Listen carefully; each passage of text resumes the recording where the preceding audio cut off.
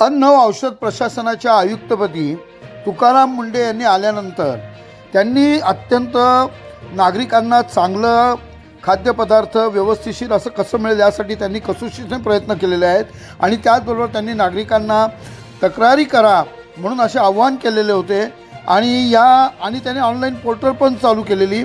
त्यामुळे काय झालं की खवय्ये झाले, जागरूक झाले आणि लोकांनी बघा कशी आणि कुठे किती कशी कंप्लेंट केलेलं आहे त्या मी आपल्या निदर्शनास आणून देतो।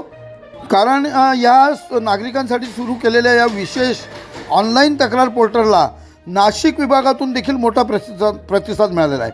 15 जुलैपासून ते आत्तापर्यंत म्हणजे अवघ्या फक्त 12 दिवसात नागरिकांनी 124 ऑनलाईन तक्रारी नोंदवल्या आहेत।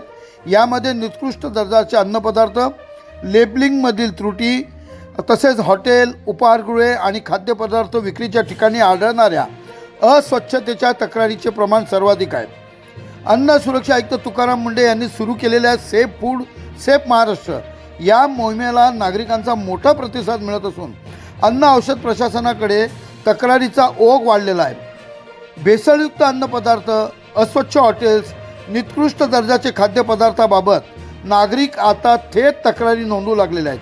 यात नवीन ऑनलाईन तक्रार प्रणालीमुळे कारभारात कमालाची पारदर्शकता आलेली असून नागरिकांनी त्यांनी नोंदवलेल्या तक्रारीवर काय कारवाई झाली याचा देखील थेट ऑनलाईन पाठपुरावा त्यांना करता येतो आहे, म्हणजे ट्रॅकिंगद्वारे करता येते। यापूर्वी दूरध्वनी किंवा प्रत्यक्ष अर्जाद्वारे तक्रार केल्यावर त्यावर काय कारवाई झाली याचा पाठपुरावा करणे नागरिकांना कठीण जात होते। मात्र FDAच्या या नवीन ऑनलाईन तक्रार पोर्टलवर complaints.mahafda.in नागरिकांनी तक्रारीची सद्यस्थिती त्यांना तिथे तपासता येते। तक्रारीचा तपास सुरू झाला आहे का, तपासणीत नेमके काय आढळले, प्रशासनाने काय कारवाई केली याची संपूर्ण माहिती तक्रारदाराला ऑनलाईन पाहायला मिळते। आता आपण बघूया नाशिक विभागात प्राप्त झालेल्या ज्या तक्रारी आहेत या 12 दिवसातच अस्वच्छ उत्पादन, साठवणूक, हॉटेल परिसरामधली 16 तक्रारी आहेत। अन्नपदार्थामध्ये बाह्य घटक आढळणे 12 तक्रारी आहेत। निकृष्ट दर्जाचे पॅकेज अन्न लेबलिंगसाठी त्रुटी 28 आहे। मुदतबाह्य अन्नपदार्थाची विक्री 13 तक्रारी आहेत। चुकीचे किंवा दिशाभूल करणारे लेबल 2 तक्रारी। दूध व दुग्धजन्य पदार्थामधील भेसळ 13 तक्रारी। खाद्यतेल व तुपातील भेसळ 3। हॉटेलमध्ये निकृष्ट कमी दर्जाचे अन्नपदार्थ दिले म्हणून 10 तक्रारी। प्रतिबंधित अन्नपदार्थ, गुटखा किंवा पान मसाला इत्यादीबाबत 12 तक्रारी व इतर 15 तक्रारी आहेत। एकूण ऑनलाईन तक्रारी 124 अशा पद्धतीने आलेल्या आहेत। नागरिकांना अन्नपदार्थाचा दर्जा, अस्वच्छता किंवा भेसळीबाबत थेट complaints.mahafda.in या अधिकृत ऑनलाईन पोर्टलवर तक्रार नोंदवावी।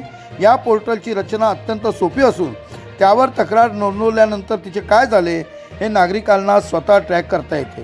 पोर्टलवरील प्रत्येक तक्रारीची दखल घेऊन संबंधित अधिकाऱ्यांकडून प्रत्यक्ष पाहणी व तपासणी करणे बंधनकारक करण्यात आलेले।